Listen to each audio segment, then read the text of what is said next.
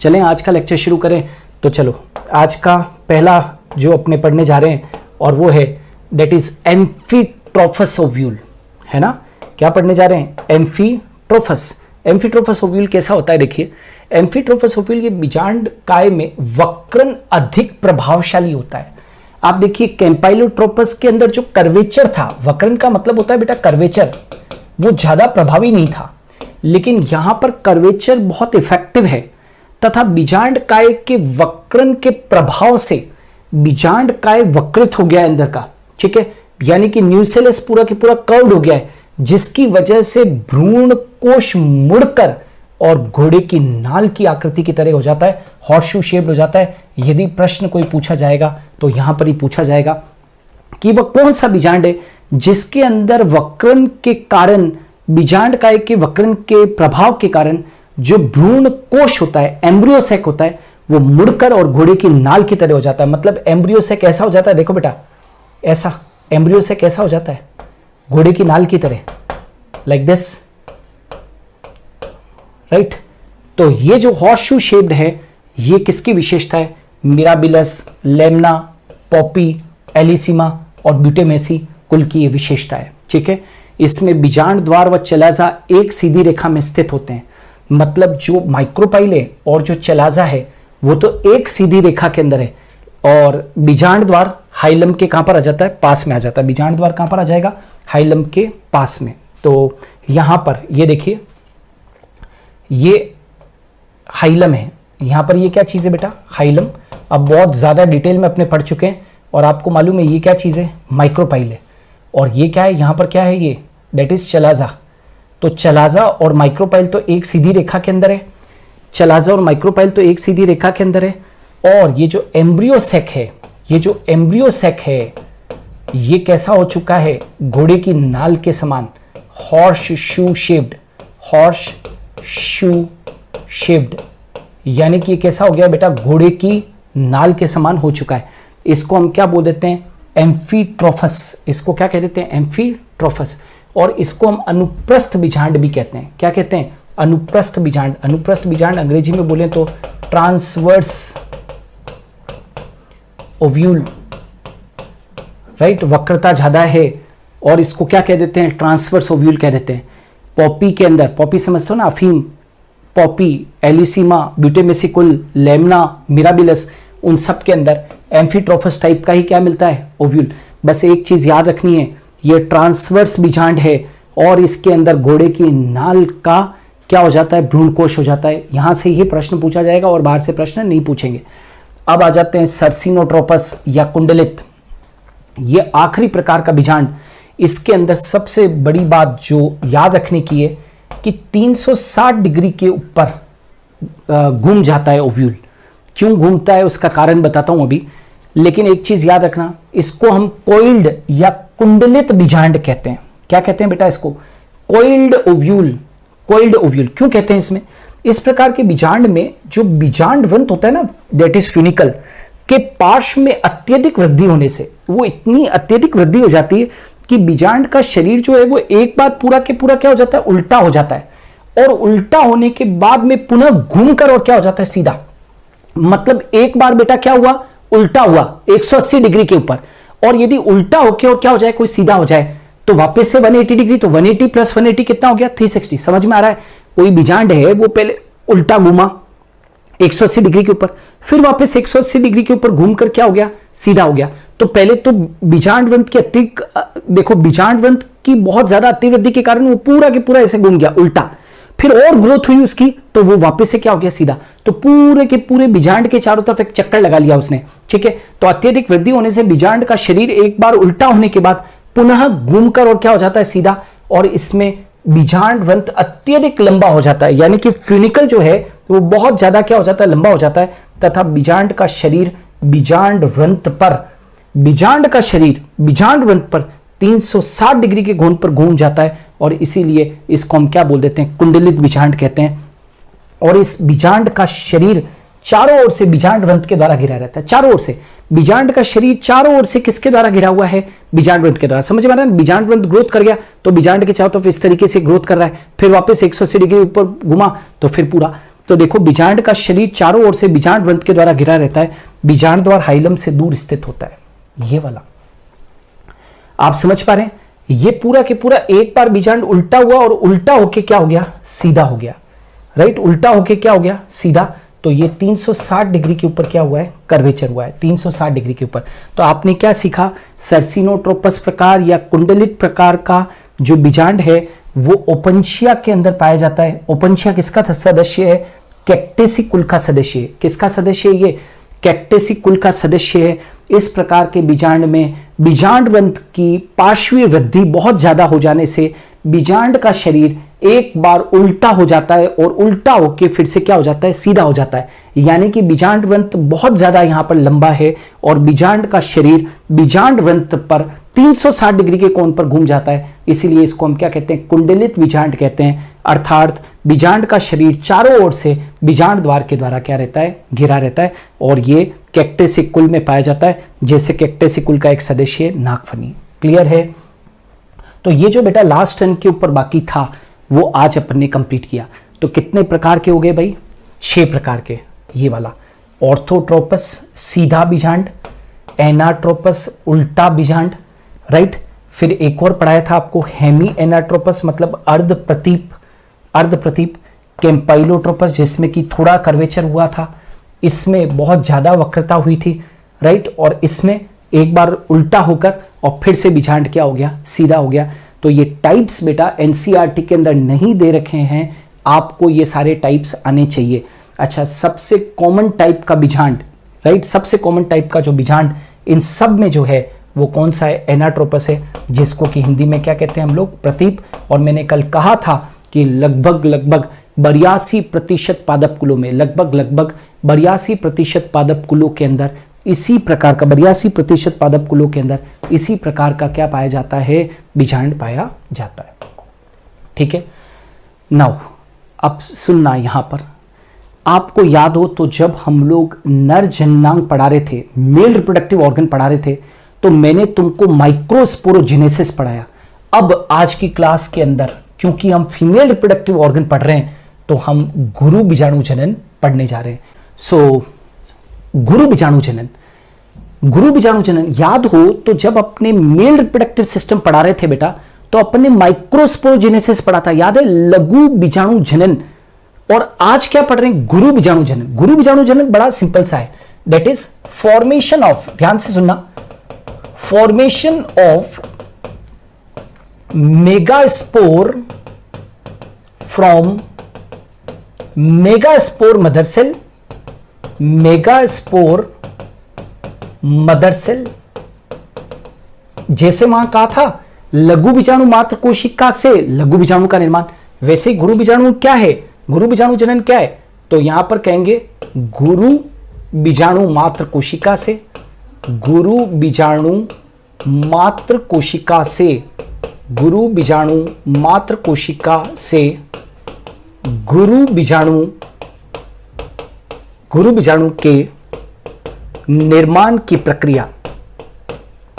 समझ में आ रहा है? गुरु बीजाणु के निर्माण की प्रक्रिया क्या कहलाती है, गुरु बीजाणु जनन। Very simple, formation of megaspore from megaspore mother cell.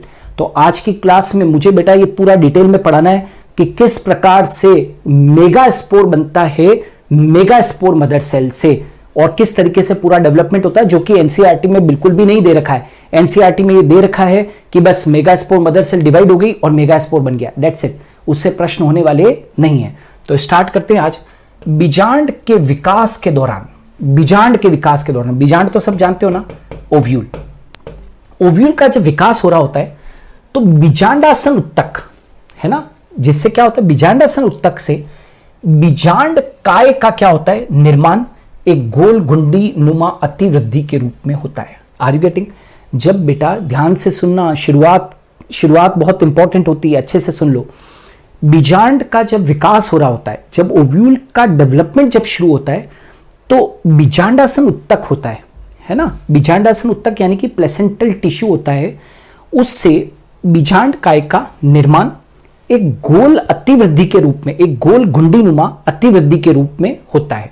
ठीक है, बीजांड काय का निर्माण है ना। तो जब बीजांड, एक बात बताओ, बीजांड का मुख्य शरीर किसका बना हुआ है? बीजांड काय का बना हुआ है ना। तो बीजांड काय का निर्माण जो है वो एक अतिवृद्धि के रूप में हुआ, किस उत्तक से? बीजांडासन उत्तक से हुआ।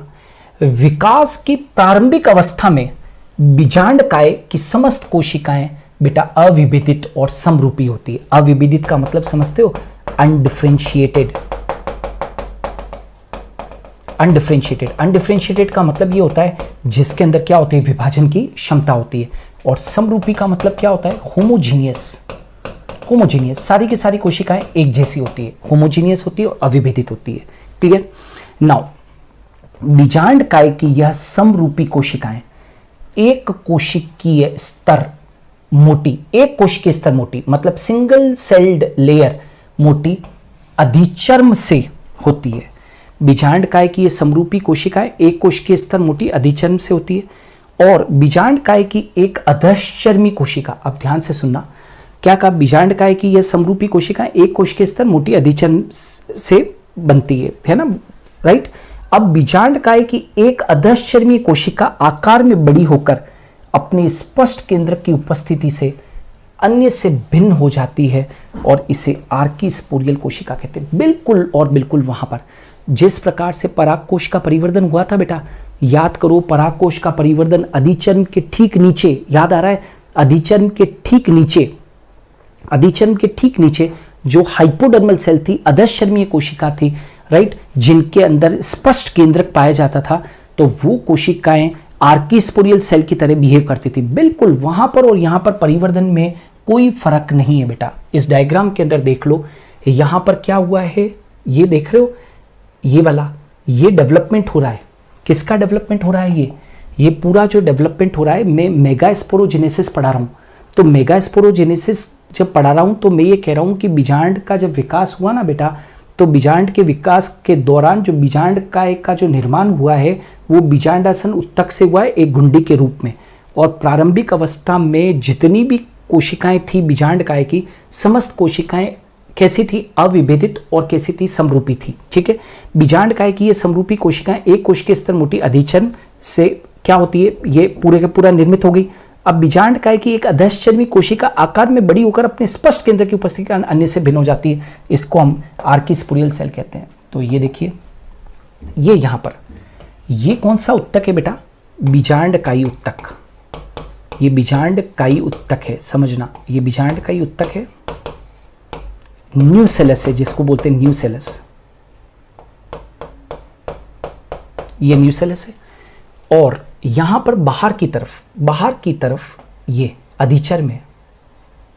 बाहर की तरफ ये तो क्या है? मतलब वो जो अविभेदित कोशिकाएं हैं ना, उनसे बाहर की तरफ तो क्या निर्मित हो गई? एक अधिचर्म निर्मित हो गई। समझना, ये तो अधिचर्म निर्मित हो गई, बाहर की तरफ अधिचर्म बन गई, एपिडर्मिस बन गई है। जैसे वहां पर नहीं बनता था, परागकोश के अंदर भी तो यही होता था कि आउटर लेयर जो थी वो क्या थी बेटा? एपिडर्मिस थी। अब एपिडर्मिस के नीचे, ध्यान से सुनिएगा, एपिडर्मिस के नीचे क्या होती है? एपिडर्मिस के नीचे हाइपोडर्मल सेल होती है। तो वह हाइपोडर्मल सेल, एपिडर्मिस के ठीक नीचे जो हाइपोडर्मल सेल है वो कैसे बिहेव कर रही है बेटा? प्राथमिक आर्कीस्पोरियल सेल। आर्कीस्पोरियल सेल बोले तो आप यूं बोल सकते हो प्राथमिक प्रपशु कोशिका, हिंदी में बोलूं तो प्रपशु कोशिका, राइट। यहां पर एक प्रपशु कोशिका बन गई है। और इस आर्कीस्पोरियल सेल की जो पोजीशन है बेटा वो कैसी है? हाइपोडर्मल है। हाइपोडर्मल, ये हाइपोडर्मल है, अधश्चर्मी है। और इसके अंदर स्पष्ट क्या है? केंद्रक है, स्पष्ट केंद्रक है। अब बिल्कुल वैसे जैसे हमने परागकोश के अंदर डेवलपमेंट पढ़ा था, बिल्कुल वैसे ही अब ये जो प्राइमरी आर्कीस्पोरियल सेल है बेटा, अब जानते हो क्या हो जाएगा? ये प्राइमरी आर्कीस्पोरियल सेल अब क्या हो जाएगी? विभाजन हो जाएगा। तो देखो इस कोशिका में कौन सी आर्कीस्पोरियल सेल के अंदर परिणत विभाजन हो जाएगा। मैंने आपको परिणत विभाजन के बाद में पहले ही बता दिया था। परिणत विभाजन का मतलब होता है बेटा जो विभाजन कोशिका की सतह के समानांतर हो, the division which occur parallel to the cell surface, कोशिका के विभाजन के बिल्कुल सतह के क्या हो? समानांतर हो, उसको हम क्या बोलते हैं? परिणत विभाजन कहते हैं। तो अब वो आर्कीस्पोरियल सेल डिवाइड कर जाएगी, समझ में आ रहा है? अब वो आर्कीस्पोरियल सेल डिवाइड करेगी तो बाहर की ओर मतलब बीजांड काय की अधिचर्म के ठीक नीचे, नेचुरली बात समझ में आ रही है बेटा? ये अधिचर में है, समझने की कोशिश करो बेटा, ये अधिचर है, राइट? इसमें तो कोई कंफ्यूजन ही नहीं है, ये एपिडर्मिस है। अब एपिडर्मिस के नीचे मैं ये कह रहा हूं कि एपिडर्मिस के ठीक नीचे वो जो थी अपनी सेल, कौन सी? Archesporial cell. ये आर्किस्पोरियल सेल थी ना, ये आर्किस्पोरियल सेल बेटा डिवाइड हो गई, 2 कोशिकाओं के अंदर डिवाइड हो गई। तो अब मैं ये कह रहा हूं कि बाहर की जो कोशिका है, ये वाली कोशिका जो किसके? अधिचर्म के ठीक नीचे। भाई अधिचर्म के ठीक नीचे तो ये वाली कोशिका है ना, तो ये वाली जो कोशिका होगी इसको तो बोलेंगे भित्तीय कोशिका। भित्तीय कोशिका, ये वाली तो कौन सी होगी? भित्तीय कोशिका, बिल्कुल परागकोश के परिवर्धन की तरह। चेंज कहां आएगा वो मैं बताऊंगा आपको, चेंज कहां आएगा वो मैं बताऊंगा। तो ये तो हो गई भित्तीय कोशिका। तथा भीतर की ओर जो बीजाणु कोशिका जो है वो कौन सी? बीजाणु जनन कोशिका, ये वाली बीजाणु जनन कोशिका। ये बात समझ में आई या नहीं आई बेटा? 2 कोशिका बन गई है, एक तो भित्तीय कोशिका और एक बीजाणु जनन कोशिका। Is it clear? तो याद रखिएगा, यहां पर इस डायग्राम के अंदर देखो, अब आपको 2 कोशिकाएं दिख रही है, 2 कोशिकाएं देख पा रहे हो। एक तो ये कोशिका है जो अधिचर्म के ठीक नीचे बेटा, ये वाली, ये तो क्या है? Primary parietal cell. याद करो अपने वहां पर इसको बोलते थे पीपीसी, राइट? कंफ्यूजन नहीं रखना है, पीपीसी। पीपीसी बोले तो हिंदी में बोलूं तो प्राथमिक भित्तीय कोशिका, प्राथमिक भित्तीय कोशिका। ये प्राथमिक भित्तीय कोशिका है जो अधिचर्म के ठीक नीचे, और अधिचर्म के ठीक नीचे के बाद में यहां पर यदि देखोगे तो इसके नीचे एक और कोशिका है, और ये वाली जो कोशिका है इसको क्या बोलते हैं? That is primary sporogenous cell. Primary sporogenous cell यानी कि प्राथमिक बीजाणु जनन कोशिका, प्राथमिक बीजाणु जनन कोशिका। समझ में आ रहा है बेटा? इसको क्या कहेंगे? प्राथमिक बीजाणु जनन कोशिका। शॉर्ट में मैंने आपको सिखाया था पीएससी, प्राइमरी स्पोरोजीनियस सेल। यहां तक कोई परिवर्तन में कोई फर्क नहीं है। अब परागकोश का जब परिवर्तन होता था बेटा, तो प्राथमिक भित्तीय कोशिका से भित्तीय परतें बनती थी, प्राथमिक भित्तीय कोशिका से भित्तीय परतें बनती थी। यहां पर ऐसा कुछ भी नहीं होता है, यहां पर भित्तीय परतें वगैरह नहीं बनेगी। यानी कि वो जो वॉल लेयर्स बनती थी ना वहां पर, एपिडर्मिस, एंडोथीशियम, मिडिलेट्स, टेपेटम, ऐसी कोई परतें यहां पर नहीं बनेगी। Are you getting? तो अब क्या होता है, ये जो प्राइमरी स्पोरोजीनियस सेल है, ये जो नीचे वाली अपनी जो काम की जो चीज है वो कौन सी है? प्राइमरी स्पोरोजीनियस सेल, प्राथमिक बीजाणु जनन कोशिका। यही प्राथमिक बीजाणु जनन कोशिका, यही प्राथमिक बीजाणु जनन कोशिका, ये वाली बेटा, ये जानते हो कैसे बिहेव करना शुरू कर देती है? ये गुरु बीजाणु मात्र कोशिका की तरह व्यवहार करना शुरू कर देती है। गुरु बीजाणु मात्र कोशिका की तरह व्यवहार करना शुरू कर देती है ना? गुरु बीजाणु मात्र कोशिका की तरह, जिसको कि हम लोग बोलते हैं मेगास्पोर मदर सेल। शॉर्ट में आप चाहो तो आप एमएमसी भी कह सकते हो, मेगास्पोर मदर सेल। और याद रखना ये जो मेगास्पोर मदर सेल है बेटा वो क्या है? 2n है। और ये जो पैराइटल सेल है वो तो बिल्कुल स्पष्ट यहां पर दिखाई दे रही है। ये जो पैराइटल सेल है वो तो यहां पर आपको क्लियर कट ये दिखाई दे रही है। ये पैराइटल सेल एज सच जैसी यहां पर दिखाई दे रही है वैसे की वैसी यहां पर है। Are you getting? तो मैं क्या कहना चाहता हूं, भित्तीय कोशिका और बीजाणु जनन कोशिका 2 बन गई। अब जो प्राथमिक भित्तीय कोशिका की क्रियाशीलता पादप के प्रकार पर निर्भर करती है, समझना, क्योंकि इसके विभाजन से बीजांड काई उत्तक का क्या होता है? निर्माण होता है। समझिएगा, प्राथमिक भित्तीय कोशिका की क्रियाशीलता पादप के प्रकार पर निर्भर करेगी। समझना, देखिए पूरा जो गुरु बीजाणु जनन है उसमें सबसे इंपॉर्टेंट रोल तो किसका है? इसका है, बीजाणु जनन कोशिका का। ये बीजाणु जनन कोशिका जिसको कि हम लोग स्पोरोजीनियस सेल कह रहे हैं, राइट? ये तो कैसे बिहेव करना शुरू कर देगी बेटा? मेगास्पोर मदर सेल की तरह, गुरु बीजाणु मात्र कोशिका की तरह। लेकिन ये भित्तीय कोशिका जो यहां पर है, ये भित्तीय कोशिका क्या नहीं बना रही है? यहां पर भित्तीय कोशिका परागकोश की तरह भित्तीय परतें नहीं बना रही है। प्राथमिक भित्तीय कोशिका की क्रियाशीलता पादप के प्रकार पर निर्भर करती। क्यों? क्योंकि इसके विभाजन से ही बीजांड काई उत्तक का क्या होता है? निर्माण। यानी कि इससे किसका निर्माण होगा बेटा? न्यूसेलस का निर्माण होगा। बोलो जल्दी से, बीजांड का मुख्य शरीर किसका बना होता है? कल आपने खूब डिटेल में पढ़ा है, बीजांड का मुख्य शरीर किस उत्तक का बना होता है? बीजांड का ही उत्तक का बना होता है, न्यूसेलस का। अब कैसे?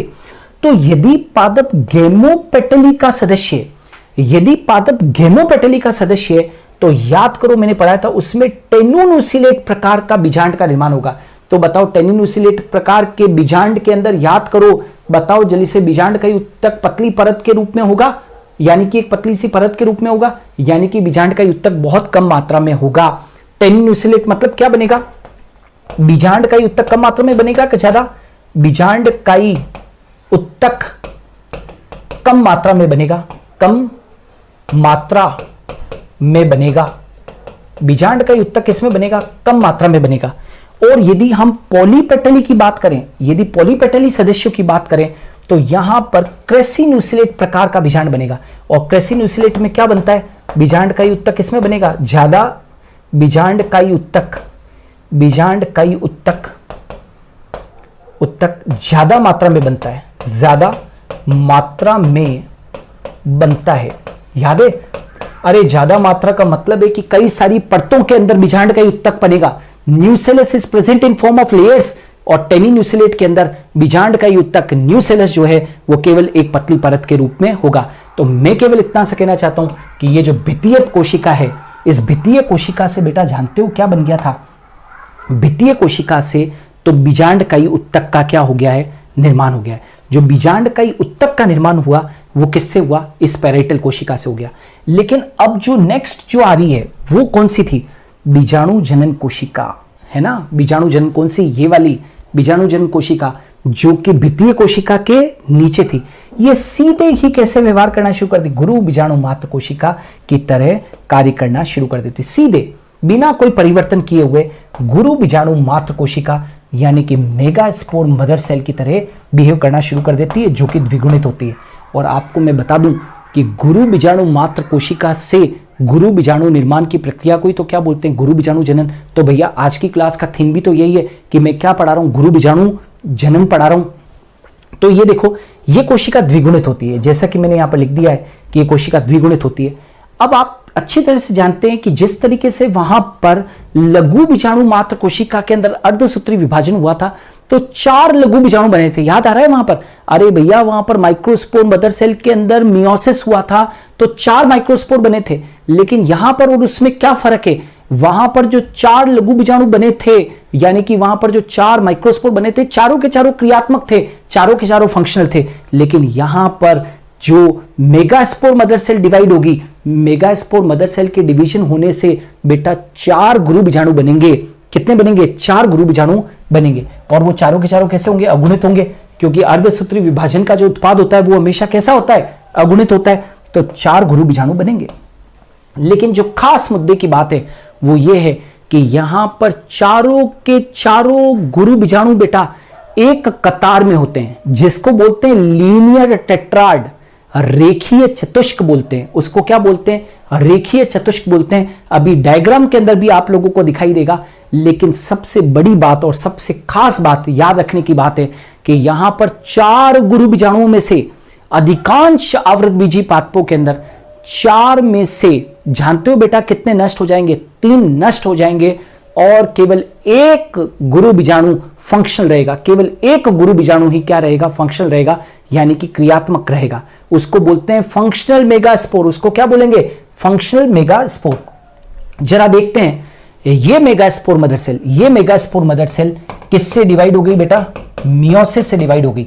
तो मियोसिस से डिवाइड होगी तो बताओ जल्दी से, एक लीनियर टेट्राड बनेगा किसका, मेगास्पोर का। गुरु बीजाणुओं का एक रेखीय चतुष्क बनेगा।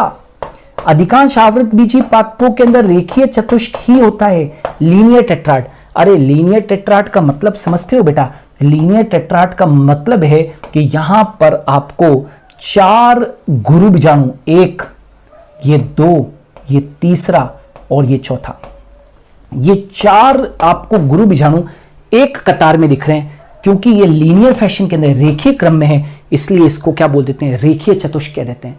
लेकिन शीघ्र ही बेटा, शीघ्र ही इन 4 में से केवल 1 फंक्शनल रहेगा। 4 में से केवल 1 गुरु बीजाणु फंक्शनल रहेगा, ये वाला। केवल कितना, 1। और इसको हिंदी में कहते हैं क्रियात्मक गुरु बीजाणु। इसको क्या कहेंगे, क्रियात्मक गुरु बीजाणु। बहुत इंपॉर्टेंट सेक्शन चल रहा है बेटा नीट के दृष्टिकोण से।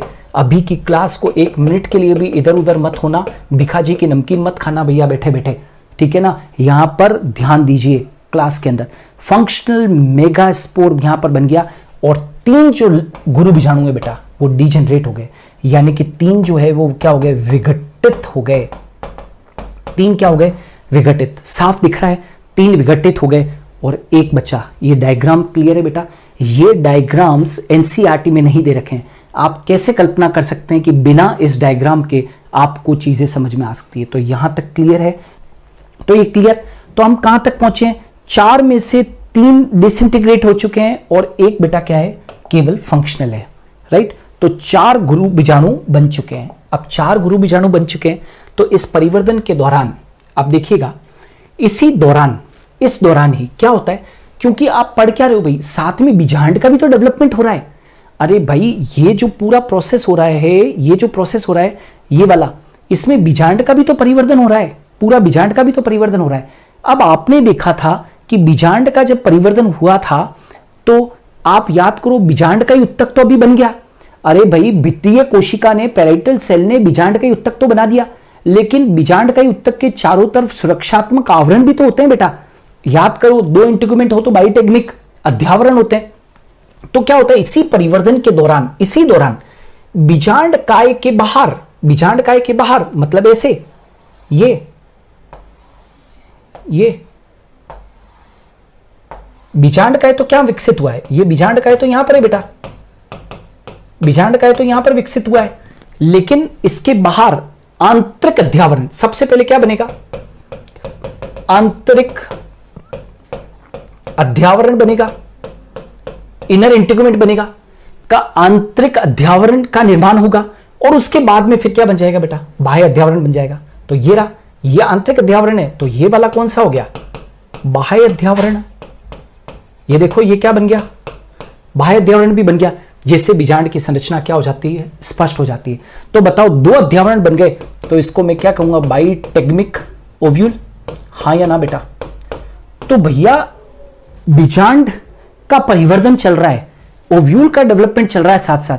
तो जब ओव्यूल के अंदर पैराइटल सेल से बीजांड का उत्तक निर्मित हो गया तो उसके चारों तरफ सुरक्षात्मक आवरण भी तो बनेंगे। तो मैं ये कहना चाहता हूं 2 इंटीग्यूमेंट होते हैं, एक अंदर वाला पहले बनता है, बाहर वाला क्या बनता है, बाद में बनता है। क्लियर?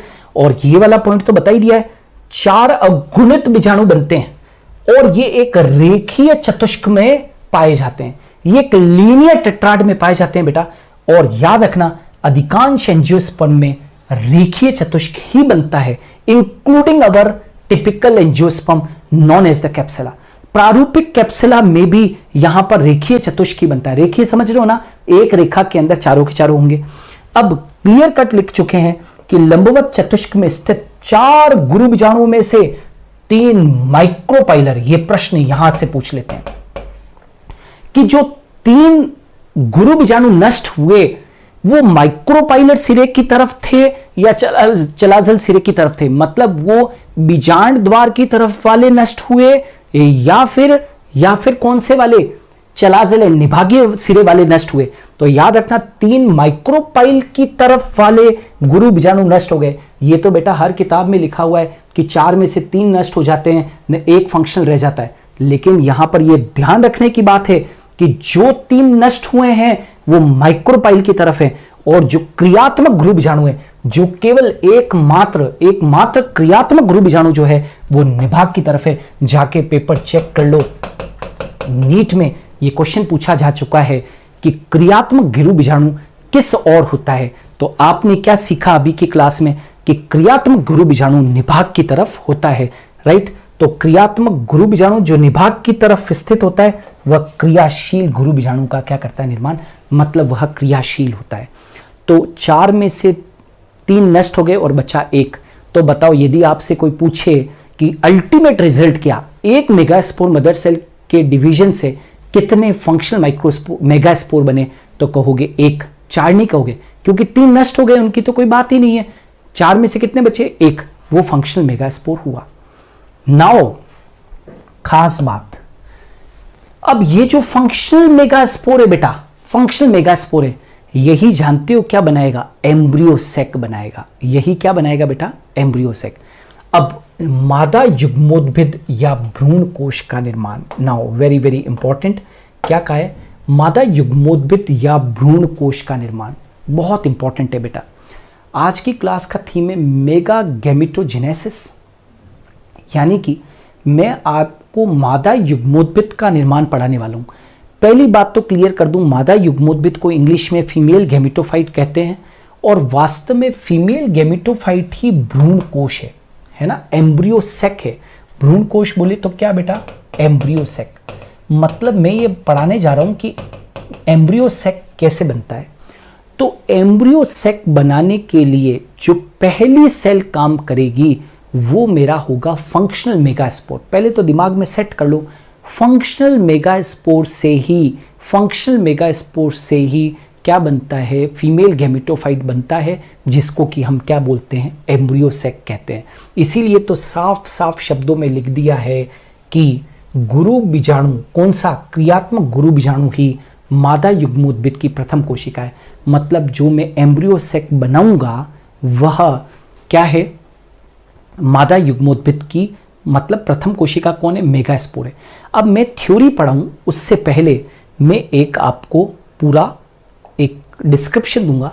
मैं यहाँ पर स्ट्रक्चर ऑफ एम्ब्रियो सैक पहले मैं एक लाइव पूरा यहाँ पर बनाता हूँ ताकि आपको थ्योरी समझना बहुत आसान हो जाए। ठीक है, इमेजिन कीजिए बेटा, बड़ा सिंपल सी चीज़ है। इमेजिन करो कि ये जो है वो फंक्शनल मेगास्पोर है। ये क्या है? फंक्शनल मेगास्पोर, मतलब क्रियात्मक गुरु बीजाणु है। ये क्या है? क्रियात्मक गुरु बीजाणु है। ऑलराइट, नाउ सबसे पहले क्या होता है बेटा? ये एन है, मेगास्पोर क्या होता है? एन होता है। तो अब क्या होगा? इसके अंदर माइटोटिक डिवीजन होगा, लेकिन शर्त यह है कि केवल न्यूक्लियर डिवीजन होगा। एनडी लिखूं मतलब न्यूक्लियर डिवीजन, केंद्र का विभाजन होगा। माइटोसिस हो रहा है लेकिन साइटोप्लाज्म का डिवीजन अभी नहीं हो रहा है। कब होगा वो मैं बताऊंगा। माइटोसिस हुआ, साइटोप्लाज्म का डिवीजन हुआ, केवल केंद्र का विभाजन हुआ। तो केवल केंद्र का विभाजन हुआ बेटा, तो कितने केंद्रक बन गए? 2, एक इस पोल पर और एक इस पोल पर। ठीक है, एक इस पोल पर और एक इस पोल पर। चलो अब वापस से क्या हुआ बेटा? फिर से एक न्यूक्लियर डिवीजन हुआ। राइट, आप इसको नाम दे दो फर्स्ट न्यूक्लियर डिवीजन। राइट, वापस से वही चीज, माइटोसिस ही हो रहा है ना, मियोसिस नहीं हो रहा है, माइटोसिस ही हो रहा है। इसको नाम दे दो सेकेंड न्यूक्लियर डिवीजन।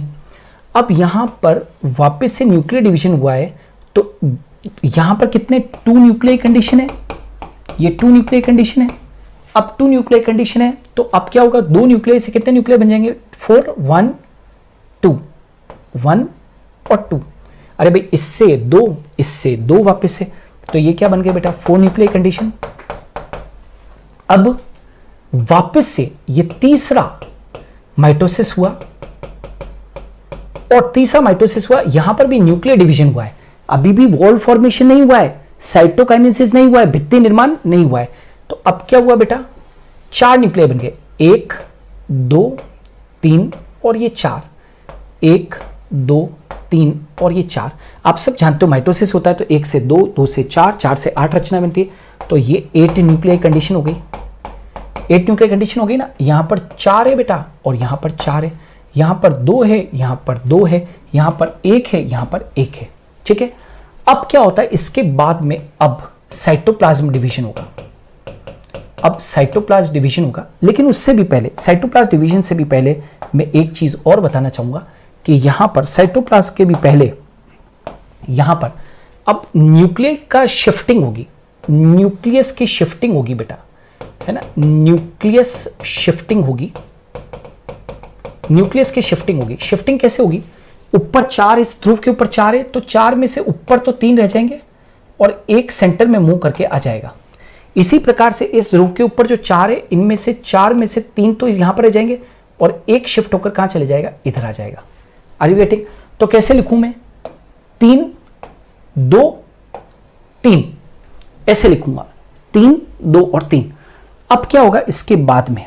अब साइटोकाइनेसिस होगा। आप सब जानते हो साइटोकाइनेसिस बोले तो साइटोप्लाज्म डिवीजन, और साइटोप्लाज्म डिवीजन होता है तो क्या होता है? वॉल फॉर्मेशन होता है।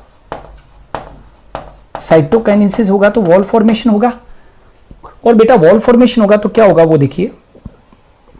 अब यहां पर कितने न्यूक्लियस है ये बताओ, 3 न्यूक्लियस है, तो ये 1 2 और तीसरी वॉल बन गई 1 2 और ये 3, राइट। ये जो 3 सेल इधर बनी है इनको बोलते हैं एंटीपोडल सेल। एंटीपोडल सेल, प्रतिव्यासांत सेल, आपकी डीपीपी वगैरह में हिंदी लिख रखी होगी, प्रतिव्यासांत सेल का मतलब होता है एंटीपोडल सेल। इनका नंबर कितना है, 3 है। अच्छा यहां पर बेटा, यहां पर भी 3 सेल्स बन जाएगी। अरे भाई 3 न्यूक्लियस तो थे ही ना बेटा, समझ में आ रहा है, तो 1 2 और ये 3। ये जो है ये वाली 2, इनको अपने क्या बोलते हैं बेटा, सिनर्जिड्स। सिनर्जिड्स बोले तो सहायक कोशिका या सहायक कोशिका, जो भी बोलना चाहो, सहायक कोशिका। इनका नंबर कितना है, 2 है। और ये जो चीज है ये क्या है, that is known as the egg cell. Egg cell, अंड कोशिका। इसकी संख्या कितनी है, 1 है, राइट। और ये बीच में ये 2 क्या है, याद है ये वाले, ये दोनों थे ना, ये जानते हो ये क्या चीज है बेटा, ये दोनों ध्रुव केंद्रक है। ध्रुव केंद्रक, ध्रुव केंद्रक बोले तो पोलर न्यूक्लियाई, राइट। और प्रत्येक पोलर न्यूक्लियाई जो होता है वो कैसा होता है, n होता है बेटा। प्रत्येक पोलर न्यूक्लियाई कैसा होता है, n होता है। तो इनकी संख्या कितनी है, 2 है। और बीच में एक सेल है बेटा, इसको बोलते हैं सेंट्रल सेल। सेंट्रल सेल बोले तो केंद्रीय कोशिका। सेंट्रल सेल बोले तो क्या है, केंद्रीय कोशिका। अब ये ध्यान रखना है कि यहां पर आप ये देखो कि कितनी सेल्स है, सेल्स काउंट करो। तो यहां पर 7 सेल्स है। ये जो एम्ब्रियो सैक है वो कैसा 7 सेल्ड है। 7 सेल गिनो कैसी बेटा, 1 2 3 4 5 6 और ये 7वीं सेंट्रल सेल। तो कितनी कोशिका होगी, 7 सेल्ड एंड 8 न्यूक्लियस है। ये देखो 8 न्यूक्लियस कैसे बेटा, 1 2 3 4 5 6 7 और ये 8। ये क्या है, 8 nucleated, 7 cell in 8 nucleated embryo sac है। 7 celled and 8 nucleated embryo sac. इस प्रकार से एम्ब्रियो सैक बनाए। तो ये जो रचना बनी है ना आपके सामने बेटा, ये वाली रचना, जानते हो इसको क्या बोलते हैं, ये एम्ब्रियो सैक है। और एम्ब्रियो सैक का ही दूसरा नाम क्या है, मादा युग्मकोद्भिद है। इसी को मादा युग्मोद्भिद कहते हैं। मादा युग्मोद्भिद कोई है नहीं और कोई अलग नहीं है। तो मुझे बताओ ये जो एम्ब्रियो सैक है इसको बनाया किसने, इसने बनाया ना, इसने बनाया ना बेटा। तो ये क्या हुई, ये फर्स्ट सेल हुई या नहीं हुई, इसको बनाने वाली फर्स्ट सेल ये हुई या नहीं हुई। तो मैं समझता हूं कि आपको एम्ब्रियो सैक का डेवलपमेंट आ गया होगा। अच्छा एक बहुत खास बात, कई बच्चों से जब हम पूछते हैं कि एम्ब्रियो सैक का गुणिता क्या होगी, एम्ब्रियो सैक का प्लॉइडी लेवल क्या होगा, तो याद रखना एम्ब्रियो सैक कैसा होगा, n होगा। एक बात बताओ, हर जगह पर समसूत्री विभाजन हो रहा है, क्या समसूत्री विभाजन के कारण कभी भी गुणसूत्रों की संख्या बदलेगी क्या, नहीं ना। तो जब अपना फंक्शनल मेगास्पोर n है तो भैया एम्ब्रियो सैक जो बनेगा वो भी तो n होगा। मतलब एम्ब्रियो सैक की प्रत्येक कोशिका n है। आज पोलर न्यूक्लियाई कैसे हैं, n है।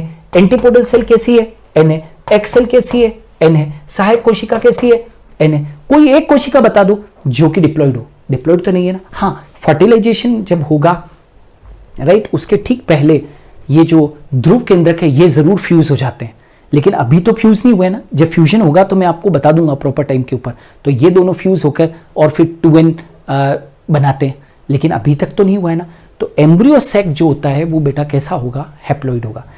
ये मैंने पहले इसलिए बताया ताकि आपको अब पढ़ना आसान हो जाए। तो बस मैं वही पढ़ा रहा हूं कि मेगा गैमेटोजेनेसिस यानी कि नर मादा युग्मोद्भिद पढ़ा रहा हूं। बताओ गुरु बीजाणु से ही मैंने मादा युग्मोद्भिद पढ़ाया, बनाया या नहीं बनाया। मादा युग्मोद्भिद कौन है, एम्ब्रियो सैक है, ठीक है। चलो ये आकार में वृद्धि करके, कौन, गुरु बीजाणु, बीजांड काय से पोषण प्राप्त करता है, राइट। आकार में वृद्धि करके बीजांड काय से क्या करेगा, पोषण प्राप्त करेगा। मतलब वो जो अपना फंक्शनल मेगास्पोर है ना वो आकार में बड़ा हो गया। मैंने आकार में बड़ा बनाया कि नहीं बनाया बेटा, आकार में बड़ा है। इसका केंद्रक समसूत्री विभाजन से विभाजित होगा और पहले कितने केंद्रक बना देगा, 2 केंद्रक। कहीं कंफ्यूजन की जरूरत, 2 केंद्रक बना देगा। दोनों केंद्रक जो बनेंगे वो गमन करके विपरीत ध्रुवों पर पहुंच जाएंगे, हाँ या ना? बताया था, ये एक इस ध्रुव के ऊपर पहुंचेगा, ये दूसरे ध्रुव के ऊपर पहुंचेगा। क्लियर? अब दोनों ध्रुवों पर स्थित ये केंद्रक सामान्यतया 2 बार विभाजन करेंगे, दो बार साधारण विभाजन करेंगे, और वो भी कौन से समसूत्री विभाजन? तो एक बार विभाजन करेगा तो कितने बचेंगे? 1 2 3 और 4, और एक और बार विभाजन करेगा तो कितने? 1 2 3 4 5 6 7 और 8। तो अल्टीमेटली मुझे एक बार बताओ, 3 बार टोटल विभाजन हुए, 3 बार टोटल विभाजन हुए। तो बताओ कि इस विभाजन के परिणाम स्वरूप प्रत्येक ध्रुव पर कितने? 4 इस ध्रुव पर 4, इस ध्रुव पर 4, बोलो 4 केंद्रक बन जाएंगे कि नहीं बन जाएंगे? तो कुल केंद्रक बेटा अभी अपन ने संख्या कितनी पड़ी? 8, इसलिए रटने की कोई जरूरत नहीं है। बताओ 8 केंद्रक मुझे इस डायग्राम के अंदर दिख रहे हैं कि नहीं दिख रहे हैं बेटा? 4 इस ध्रुव के ऊपर, 4 इस ध्रुव के ऊपर, क्लियर कट दिख रहा है कि नहीं दिख रहा है? तो मतलब 3 विभाजन हुए ना, 1 2 और 3, तो 3 समसूत्री विभाजन होते हैं, है ना? 3 से ज्यादा नहीं, 3 समसूत्री विभाजन हुए और 8 केंद्रक बन गए। क्लियर? अब यहां तक पहुंच गए।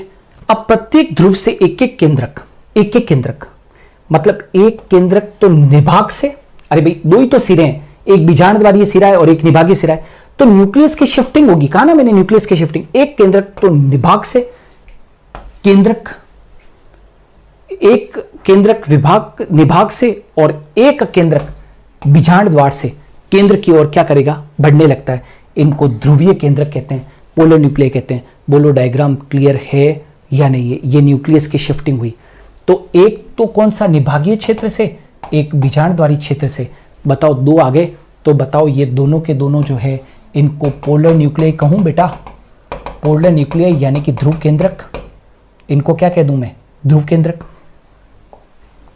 आ गया यहां तक क्लियर? ये ध्रुवीय केंद्रक मध्य में स्थित हो जाते हैं, लेकिन ध्यान रखना, निषेचन से कुछ पूर्व याद रखना, ये दोनों ध्रुव केंद्रक आपस में क्या हो जाते हैं बेटा? जुड़ जाते हैं। निषेचन से ठीक पहले n+n, यानी कि ये जो पोलर न्यूक्लिय है ना बेटा, पोलर न्यूक्लिय, निषेचन के ठीक पहले ये पोलर न्यूक्लिय जुड़ जाएंगे और जुड़कर और एक द्वितीयक केंद्रक बना देंगे। क्या बना देंगे? द्वितीयक केंद्रक। वेरी वेरी इंपॉर्टेंट बेटा। जुड़कर और क्या बना देंगे? द्वितीयक केंद्रक बना देंगे, सेकेंडरी न्यूक्लियस बना देंगे, है ना? और ये कैसा होगा द्वितीयक केंद्रक? नेचुरल है कि जब पोलर न्यूक्लिय बेटा n होंगे, पोलर न्यूक्लिय n होते हैं, तो ये तो कैसा होगा? 2n होगा, तथा संख्या में 1 होता है, लेकिन संख्या में 1 होता है। लेकिन शुरुआत में नहीं हुआ है, निषेचन जब होने वाला होता है, निषेचन के ठीक पहले ये फ्यूज कर जाते हैं, और फ्यूज करके और क्या बना देते हैं? दैट इज सेकेंडरी न्यूक्लियस बना देते हैं। क्लियर? दोनों ध्रुवों पर शेष 3 केंद्रक अपने चारों ओर कोशिका द्रव्य एकत्रित करेंगे। अब कोशिका द्रव्य का विभाजन होगा, राइट? तो बताओ बीजांड द्वार की तरफ जो 3 कोशिकाओं में से, बीजांड द्वार की तरफ स्थित 3 कोशिकाओं में से एक कोशिका तो थोड़ी सी बड़ी होगी, स्पष्ट दिखाई देती है, इसे अंड कोशिका कहते हैं। तो एक को तो क्या कहेंगे बेटा? अंड कोशिका। ये वाली, ये बीजांड द्वार की तरफ है। ये M लिखूं मतलब समझना माइक्रोपाइल, C लिखूं मतलब चलाजल। एंटीपोडल सेल, प्रतिव्यसांत कोशिकाएं जो होती है वो किधर की तरफ बनती है? चलाजल एंड की तरफ। और नीचे की तरफ जो बनती है वो क्या होती है? माइक्रोपाइल की तरफ बनती है, वो ये है। तो एक्स सेल थोड़ी सी क्या होती है बेटा? बड़ी होती है, एक्स सेल बड़ी होती है, और बाकी की जो 2 सेल्स है वो छोटी होती है, जिनको सहायक कोशिका या सहायक कोशिका कहते हैं। Are you getting? और तीनों को मिलाकर, मतलब एक तो एक्स सेल बेटा और 2 सिनर्जिड को जानते हो, मिलाकर क्या कहते हैं? अंड समुच्चय कहते हैं। अंड समुच्चय भूलना नहीं, अंग्रेजी के अंदर इसको बोलते हैं एग एपरेटस। आया समझ में? तो ये जो चीज है ये क्या है बेटा? दैट इज ये एग एपरेटस है। ये पूरा एक एक्सेल और 2 सिनर्जिड, ये जो पूरा दिख रहा है ये क्या है? एग एपरेटस है। और यदि अपोजिट सिरे के ऊपर देखो तो 3 क्या बन गई? 3 सेल कौन सी बन गई? अपोजिट एंड के ऊपर, जिनको कि प्रतिमुखी कोशिकाएं या प्रतिव्यसांत कोशिकाएं, जो भी कुछ कहना चाहो, ये 3 एंटीपोडल सेल किधर की तरफ बन गई है? निभाग सिरे की तरफ। तो निभाग सिरे की तरफ तो 3 एंटीपोडल सेल बनी, और अपोजिट एंड के ऊपर कौन सा बेटा? माइक्रोपाइल सिरे के ऊपर 2 तो सिनर्जिड और 1 एक्सेल। ये अंड कोशिका आगे चलकर मादा युग्मक की तरह बिहेव करेगी। तो तीनों को मिलाकर क्या कह दिया? अंड समुच्चय कह दिया, एग एपरेटस कह दिया, क्लियर। और केंद्र में स्थित सबसे बड़े आकार की कोशिका जिसमें 2 ध्रुवीय केंद्रक स्थित है उसको केंद्रीय कोशिका कह दिया। तो ये वाली को क्या नाम लिखा था बेटा मैंने, ये वाली, ये जो सबसे बड़ी कोशिका है केंद्रीय कोशिका, सेंट्रल सेल है, ठीक है, उसको क्या कहेंगे, सेंट्रल सेल कहेंगे। इस प्रकार भ्रूण कोश में 7 कोशिकाएं और 8 केंद्रक उपस्थित होंगे, 8 केंद्रक उपस्थित। अधिकांश आवृत बीजियों में बेटा सबसे कॉमन टाइप का जो एम्ब्रियो सेक होता है, सबसे कॉमन टाइप का जो एम्ब्रियो सेक होता है वो 7 सेल्ड और 8 न्यूक्लिएटेड होता है। 7 सेल्ड और क्या होता है, 8 न्यूक्लिएटेड। ये देखो मैंने गिनवा दी थी, 7 कोशिकाएं हैं और 8 क्या है, केंद्रक है। इज इट क्लियर और नॉट। अब इसके आगे का जो भाग है राइट, वो हम कल की क्लास में पढ़ने वाले हैं। तो होप सो कि आपको समझ में आ गया है। समझ में आ गया है तो बेटा एक बार यस लिख दो। आपके कमेंट जो हैं वो हमारी ताकत हैं, राइट, हमारी मेहनत को धार देते हैं, ठीक है। आप लोगों के लिए हम लोग पूरी तरीके से डेडिकेटेड हैं, है ना। आपकी सफलता मेरी सफलता है, क्लियर है। सो बेटा आज के लिए इतना ही, राइट, जम के तैयारी करें। Thank you.